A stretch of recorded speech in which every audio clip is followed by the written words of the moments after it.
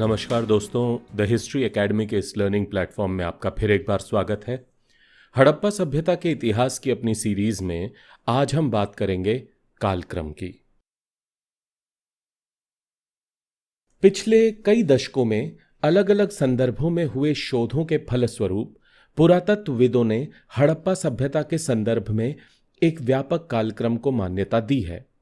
परंतु एक ऐसी सभ्यता जो इतने विशाल भूभाग में फैली हुई थी के लिए एक समान मानक वाले कालक्रम का प्रयोग समस्याप्रद भी है और इसके सर्वमान्य होने की संभावनाएं भी कम ही हैं।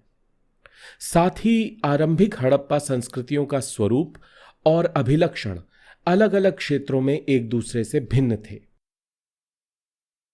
फिर भी एक व्यापक कालक्रम इस प्रकार स्थापित किया जा सकता है। सबसे पहले 5500 ईसा पूर्व से 3500 ईसा पूर्व तक का काल, जिसे पूर्व हड़प्पा या नवपाषाण काल की संज्ञा दी गई है, और इसके मुख्य अभिलक्षणों में पशुपालन, सीमित कृषि, मिट्टी के आवास, अपरिष्कृत हस्तनिर्मित मृदभांड मुख्य है। दूसरा काल 3500 से 2600 ईसा पूर्व का माना गया है और इसे आरंभिक हड़प्पा काल यानी अर्ली हड़प्पन फेज कहा गया है। इस काल के मुख्य अभिलक्षणों में ग्रामीण बस्तियों का उदय, चाक निर्मित मृदभांडों का प्रयोग, मृदभांडों के स्वरूप और डिजाइन में विविधता यानी वैरायटी, अन्नागारों यानी अनाज भंडारों जिनको ग्रेनरीज कहा जाता है का निर्माण, तथा सुरक्षात्मक प्राचीर का निर्माण यानी कि फोर्टिफिकेशन। तीसरा फेज या काल 2600 से 1900 ईसा पूर्व का माना जाता है और इसे विकसित हड़प्पा काल की संज्ञा दी गई है, मैच्योर हड़प्पन फेज। इस काल के मुख्य अभिलक्षणों में बड़े नगरों का उदय, जटिल शिल्प, लंबी दूरी के विनिमय तथा व्यापार यानी एक्सचेंज एंड ट्रेड, लिपि, सामाजिक विभेद आदि महत्वपूर्ण है। यहां यह भी इंपॉर्टेंट है समझना कि बाकी कांस्य युगीन सभ्यताओं की तरह हड़प्पा सभ्यता में भी इस बात की संभावनाएं बहुत प्रबल हैं कि यहां भी एक शासक और शासित वर्ग का उदय हो चुका था और उनके बीच में सामाजिक आर्थिक अंतर संबंधों का अस्तित्व भी रहा होगा। चौथा और अंतिम काल इस कालक्रम में 1800 ईसा पूर्व के बाद का माना जाता है, जिसे परवर्ती हड़प्पा काल यानी लेटर हड़प्पन फेज की संज्ञा दी गई है।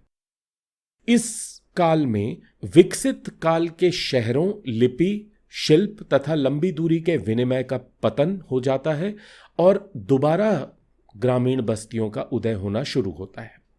अधिकांशतः परवर्ती हड़प्पा कालीन बस्तियां जो हैं वो इंडो गैंजेटिक डिवाइड, पश्चिमी उत्तर प्रदेश तथा गुजरात के क्षेत्र में मिलती हैं। यहां यह समझना होगा कि यह कालक्रम अधिक से अधिक एक व्यापक संकेतक यानी कि एक ब्रॉड इंडिकेटर के रूप में देखा जा सकता है। संभवतः हड़प्पा सभ्यता का विकसित काल सभी अंचलों में एक साथ शुरू नहीं हुआ होगा, इसलिए अलग अलग बस्तियों में यह कालक्रम अलग हो सकता है। यहां उदाहरण के लिए हम हड़प्पा यानी हड़प्पा जो बस्ती है वहां हुए उत्खननों से जो हड़प्पा का कालक्रम स्थापित किया है पुरातत्वविदों ने, उसको देख सकते हैं। हड़प्पा में 5 अलग अलग चरणों की बात की गई है। इनमें सबसे प्राचीन चरण का दिनांकन 3300 से 2800 ईसा पूर्व के बीच किया गया है और यहां इस काल में सबसे पहले आवासीय साक्ष्य हमें प्राप्त होते हैं। इस चरण को रावी संस्कृति कहा गया है। इसके बाद 2800 से 2600 ईसा पूर्व का चरण आता है, जिसे आरंभिक हड़प्पा या कोटदीजी संस्कृति की संज्ञा दी गई है। इसके बाद विकसित हड़प्पा का काल आता है जो 2600 से 1900 ईसा पूर्व के बीच निर्धारित किया गया है। इस काल के 3 उपचरण भी पहचाने गए हैं। इसके बाद 1900 से 1800 ईसा पूर्व का काल आता है और इस काल में विकसित से परवर्ती हड़प्पा में संक्रमण यानी कि ट्रांजिशन देखा जाता है।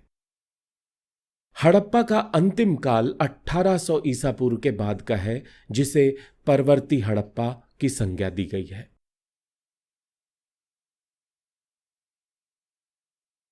हड़प्पा सभ्यता के काल निर्धारण के लिए जो प्रक्रियाएं या मेथडोलॉजीज ज्यादा प्रचलित रही हैं वो इस प्रकार है। पहली, हड़प्पा सभ्यता से संबद्ध मुहरें या उनकी नकल जो हड़प्पा सभ्यता के इतर क्षेत्रों, मतलब हड़प्पा सभ्यता के बाहर के क्षेत्रों जैसे मेसोपोटामिया या ईरान से प्राप्त हुई हैं, उनका प्रयोग करके हड़प्पा सभ्यता के कालक्रम को स्थापित करने का प्रयास किया गया है। दूसरा, हड़प्पा सभ्यता के अलग अलग बस्तियों में हुए उत्खननों से जो स्तरीकरण की परतें हैं, जो स्ट्रैटिग्राफिक लेवल्स हैं, उनकी मोटाई के आधार पर हड़प्पा सभ्यता का एक अनुमानित कालक्रम स्थापित करने का प्रयास भी किया गया है। जो तीसरा सबसे प्रचलित मेथडोलॉजी रहा है या जो प्रक्रिया रही है वो है रेडियो कार्बन तिथियों के आधार पर हड़प्पा सभ्यता की अलग अलग बस्तियों, अलग अलग स्थानों का सही ढंग से काल निर्धारण करने का प्रयास। सन 1931 में पहली बार सर जॉन मार्शल ने मोहनजोदड़ो के कालक्रम को स्थापित करने का प्रयास किया। मेसोपोटामिया में कार्यरत पुरातत्वविदों के साथ समन्वय स्थापित करके मार्शल ने मोहनजोदड़ो की आवासीय बस्ती के संदर्भ में सन 3250 ईसा पूर्व से 2750 ईसा पूर्व का कालखंड प्रस्तावित किया। अगले ही वर्ष सीजे गैड, जो मेसोपोटामिया के संदर्भ में एक बड़े पुरातत्वविद माने जाते हैं, उन्होंने मेसोपोटामिया में मिली सैंधव मुद्राओं के अध्ययन के बाद यह निष्कर्ष निकाला कि 2350 ईसा पूर्व और 1770 ईसा पूर्व के बीच मेसोपोटामिया और हड़प्पा सभ्यता के बीच घनिष्ठ व्यापारिक संबंध रहे होंगे। अर्नेस्ट जॉन हेनरी मैके, जिन्होंने 1927-28 में मोहनजोदड़ो में हुए उत्खनन की अगुवाई की थी, ने यहां के सबसे शुरुआती और सबसे अंतिम चरण के लिए क्रमशः 2800 ईसा पूर्व और 2500 ईसा पूर्व की तिथियां निर्धारित की थीं। माधो स्वरूप वत्स, जिनकी अगुवाई में 1931 में हड़प्पा में खुदाई हुई थी, उन्होंने इस सभ्यता के लिए लगभग 3500 ईसा पूर्व से 2500 ईसा पूर्व तक की कालावधि प्रस्तावित की थी।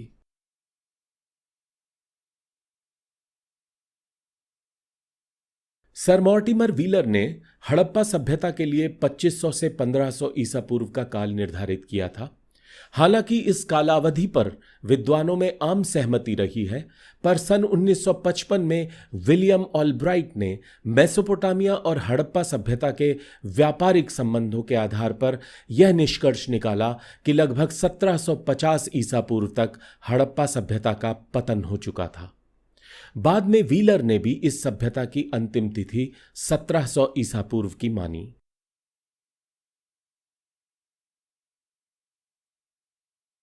1956 में वॉल्टर फेयर सर्विस ने क्वेटा घाटी में उत्खनन किए और वहां से प्राप्त सामग्री और पुरावशेषों के आधार पर हड़प्पा सभ्यता का काल 2000 से 1500 ईसा पूर्व के बीच निर्धारित किया।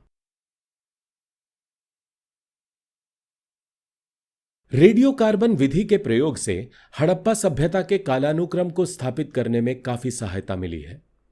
Tata institute of fundamental research के डॉक्टर डीपी अग्रवाल ने 1964 में लगभग 2 दर्जन तिथियों का अध्ययन किया, जिनमें कोटदिजी, कालीबंगन तथा लोथल से संबद्ध तिथियां भी शामिल थीं, और इस आधार पर उन्होंने यह निष्कर्ष निकाला कि सभ्यता के नगरीय काल के लिए 2300 ईसा पूर्व से 1750 ईसा पूर्व की कालावधि मान्य होनी चाहिए।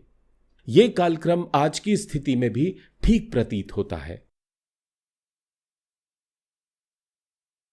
पुरातत्वविद जॉर्ज डेल्स द्वारा 1964-65 में मोहनजोदड़ो में हुए उत्खनन में इकट्ठे किए गए नमूनों से यहां के HR क्षेत्र के लिए 2590 ईसा पूर्व से 2160 ईसा पूर्व के बीच की तिथियां प्राप्त हुई हैं। जगतपति जोशी द्वारा सुरकोतड़ा में किए गए उत्खनन से विकसित हड़प्पा के 3 चरण प्रकाश में आए हैं और 10 रेडियो कार्बन तिथियां भी प्राप्त हुई हैं। चरण 1A से 2480 से 2300 ईसा पूर्व, चरण 1B से 2290 से 2140 ईसा पूर्व तथा चरण 1C से 2130 से 2020 ईसा पूर्व की तिथियां प्राप्त हुई हैं। इस आधार पर ब्रिजेट और रेमंड ओल्चिन का यह मानना है कि विकसित सिंधु सभ्यता का काल लगभग 2550 ईसा पूर्व से प्रारंभ हो 5 शताब्दियों यानी लगभग 2050 ईसा पूर्व तक अस्तित्व में रहा। इस कालावधि की पुष्टि मेसोपोटामिया से प्राप्त साहित्यिक साक्ष्यों से भी होती है। रॉबर्ट ब्रुन्सविक ने अपने अध्ययनों के माध्यम से हड़प्पा सभ्यता के लिए 3 चरणों का ढांचा प्रस्तुत किया है। उनके अनुसार पहला काल रचनात्मक काल था जो 2800 से 2500 ईसा पूर्व के बीच रहा। दूसरा काल विकसित काल था जो लगभग 2500 से 2200 ईसा पूर्व के बीच अस्तित्व में रहा तथा अंतिम काल 2200 से 2000 ईसा पूर्व के बीच अस्तित्व में रहा था।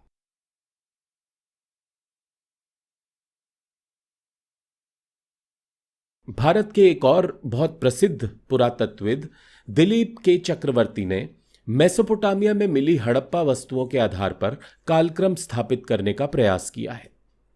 उनके अनुसार मेसोपोटामिया में मिली सबसे पूर्ववर्ती यानी सबसे पुरानी और सबसे परिवर्ती काल में मिली वस्तुएं यानी सबसे बाद के समय में मिली वस्तुओं के आधार पर हड़प्पा सभ्यता के अस्तित्व की सीमाएं तय की जा सकती हैं। इस आधार पर उन्होंने हड़प्पा सभ्यता का काल निर्धारण लगभग 2600 ईसा पूर्व से 1400 ईसा पूर्व के बीच किया है। उनके अनुसार सिंधु सभ्यता की अंतिम तिथि का ठीक ठीक आकलन करना कठिन काम है। जहां मोहनजोदड़ो 2000 ईसा पूर्व तक पूरी तरह से उजड़ा हुआ प्रतीत होता है, वहीं हुलास और भगवानपुरा जैसे स्थानों पर यह सभ्यता 1300 ईसा पूर्व तक भी जीवित थी।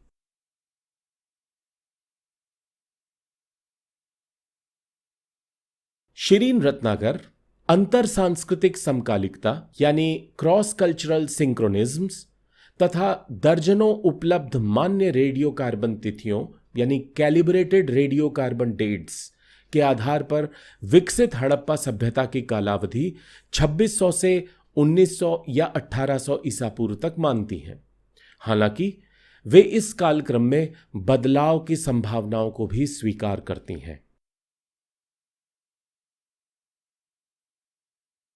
इस प्रकार हम देख पाते हैं कि हड़प्पा सभ्यता के संदर्भ में अलग अलग पुरातत्वविदों ने अपने किए गए उत्खननों या दूसरों के द्वारा किए गए उत्खननों के आधार पर अलग अलग रूपों में हड़प्पा सभ्यता के कालक्रम को स्थापित करने का प्रयास किया है। लेकिन जैसा हमने शुरू में कहा था, हमें यह समझना पड़ेगा और धीरे धीरे ये बात अब इतिहासकार समझने लगे हैं कि हड़प्पा सभ्यता एक बहुत विशाल सभ्यता थी और शुरुआती दौर में जिस तरीके से नगर योजना आदि के आधार पर एक स्टैंडर्डाइज्ड पिक्चर यानी कि एक समरूप चित्र प्रस्तुत होता था, अब धीरे धीरे माना जाने लगा है कि किसी न किसी रूप में इस विशाल सभ्यता के अलग अलग अंचलों में विभेद रहा होगा, अंतर रहा होगा और ये अंतर कालक्रम के संदर्भ में भी मान्य हो सकता है। अगले सत्र में हम हड़प्पा सभ्यता के एक और अभिलक्षण के विषय में गहनता से बात करेंगे।